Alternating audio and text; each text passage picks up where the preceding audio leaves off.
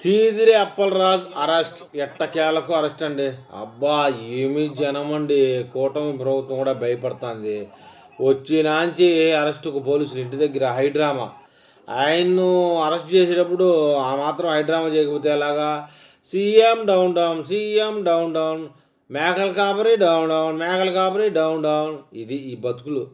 సరే చంపింది వాళ్ళ కొడుకు. చచ్చిపోయిన పేదోడికి ఏమి హెల్ప్ చేసే ఉద్దేశం లేదండి ఈ బులుగు పేటీఎం నా కొడగలకి. మరీ దారుణమా? ఆయన అరెస్ట్ అయ్యేది మొత్తం వరల్డ్ ఓడి తెలియాలని చెప్పేసి దాదాపు వేలల్లో జనాలను పోగు చేశారండి. ఆ మధ్యలో నిలబడుకొని చూడండి, నా వెనక బ్యాక్గ్రౌండ్లో కనబడుతుంది CM down down, CM down down అంటే ఈ మగోడు ఉప్పొంగిపోతున్నాడు.